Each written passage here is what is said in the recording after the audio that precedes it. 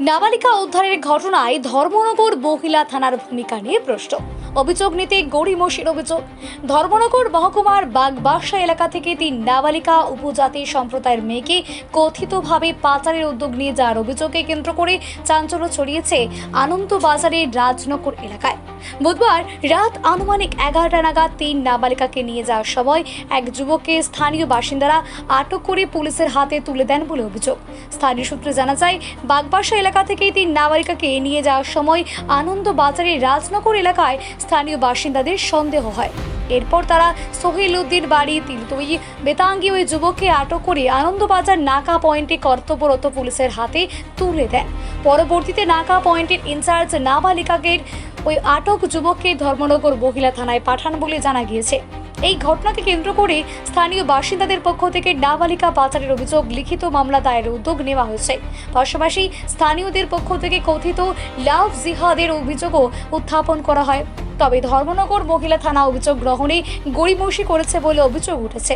স্থানীয়দের দাবি, নাবালিকাদের বাড়ি বাগবাসা এলাকায় হওয়ায় কারণ দেখে ধর্মনগর মহিলা থানার অভিযোগ গ্রহণে অনীহা প্রকাশ করে এবং পরবর্তীতে নাবালিকাদের বাগবাসা থানায় পাঠিয়ে দেওয়া হয়। এই ঘটনাকে কেন্দ্র করে পুলিশের ভূমিকা নিয়ে প্রশ্ন তুলেছেন আনন্দবাজার এলাকার বাসিন্দাদের একাংশ। স্থানীয়দের বক্তব্য, যদি আনন্দবাজারের রাজনগর এলাকায় নাবালিকাদের আটক করা হয়ে থাকে তাহলে কথিত ঘটনার পুলিশি ঘটনাস্থল বা প্লেস অফ অ্যাকুরেন্স কোন এলাকাকে ধরা হবে তা নিয়ে প্রশ্ন উঠছে। তাদের প্রশ্ন, শুধুমাত্র নাবালিকাদের বাড়ি বাগবাসা এলাকার হওয়ার কারণে কেন আনন্দবাজারে প্রাথমিকভাবে অভিযোগ গ্রহণের পরিবর্তে তাদের বাগবাসা থানায় পাঠানো হলো? তবে পুরো ঘটনায় প্রকৃতপক্ষে কী ঘটেছিল, নাবালিকাদের কোথা থেকে কোথায় নিয়ে যাওয়া হচ্ছিল, তাদের সঙ্গে থাকা যুবকের উদ্দেশ্যই বা কী ছিল এবং আদেও পাচারের কোনো ঘটনা ঘটেছিল কিনা তা তদন্তের পরই স্পষ্ট হবে। আটক যুবকের বিরুদ্ধে অভিযোগ প্রমাণিত হওয়ার আগেই তাকে দোষী হিসেবে দেখার সুযোগ নেই। এই ঘটনাটিকে নিয়ে এলাকায় ব্যাপক চাঞ্চল্যের সৃষ্টি হয়েছে। নাবালিকাদের নিরাপত্তা, কথিত পাচারের অভিযোগ এবং অভিযোগ গ্রহণের ক্ষেত্রে পুলিশের ভূমিকা, এই 3টি বিষয় নিরপেক্ষ তদন্তের দাবি উঠেছে স্থানীয় মহলে। এখন দেখার বিষয়, সংশ্লিষ্ট পুলিশ প্রশাসন ঘটনাটি নিয়ে কী পদক্ষেপ গ্রহণ করে এবং কোন থানায় আনুষ্ঠানিক মামলা রুজু করে তদন্ত শুরু করা হয়। ঘটনাটা আমি বাজারও আইসি বাড়ির থেকে, আবার পরে আমার লগের কতটা আছিল বাজারে, তারা মাইয়া লিয়ে আইসি গান থেকে আনিয়ে পরে তোর যে এখানে আনিয়ে রাখছে, তারা রাখার পরে গেছে, তারা আরও মনে হয় 2জন না 3জন আনতো। যাওয়ার পরে গিয়ে তারা বাইক ধরে আনছি, মনে হয় 40 না কারণ পুলিশে ধরে আনছি। যাওয়ার পরে আমার ফোন মারতে হচ্ছে, তেল দিব 200 টাকা ডুবাইয়া তুই আয়। বলছে আচ্ছা ঠিক আছে। পরে দিয়ে আমার চিনব কীরকম তারা কইছে, কারণ দেখবে 3জন আছে। বলছে আচ্ছা ঠিক আছে, 200 টাকা তেল ডুবিয়েছে। আমি আইসি, আইয়া তারা এখানে লইয়া আইসি, লইয়া আবার পরে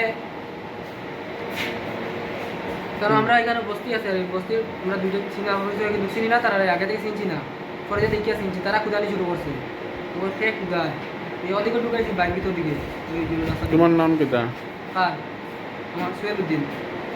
অ্যাকচুয়ালি আজকে আমরা আমাদের রাজনগর আনন্দবাজার সংলগ্ন এলাকা, আমাদের যে পঞ্চায়েত অফিস, ওইখানে আমরা একটি বাইকে 3জন মেয়েকে ধরতে পেরেছি। একটি ছেলে ছিল, ছেলেটা ভিন্নধর্মী, একটি ছেলে মুসলিম ছেলে, যাকে আমরা ওই জায়গাতে বিভিন্ন কাজের সাথে জড়িত হিসাবে আমরা ধরতে পেরেছি এবং আমরা ধরেছিলাম।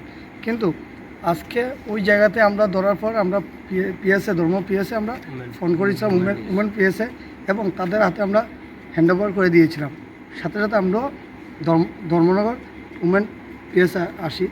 কিন্তু প্রশ্ন হচ্ছে, আজকে আমাদের এই রাজনগর আনন্দবাজার, আমাদের যে আনন্দবাজারের একটা জায়গা, যে স্কুল জীবন্ত স্কুল সংলগ্ন এলাকাতে অনেক অসামাজিক কাজ হয় এবং ওইখানে অনেক ধরনের ক্রাইমের মতন হয়, যেমন নেশা দরিয়া, ড্রাগস দরিয়া এবং মেয়াবাজি দরিয়া হয়। কিন্তু আজকে ওই যখন আমরা ছেলেটারে ধরি, আমরা ছেলেটারে যখন জিজ্ঞেস করি যে কোথা থেকে এসেছে, তার নাম কি, সে পুরো পরিচয় গোপন রাখে। প্রথমে বলে তার নাম সুব্রত নাথ, তারপরে আরও অনেক ধরনের বিষয় উনি তুলে ধরে। তারপরে তার কথার মধ্যে আমরা বিভিন্ন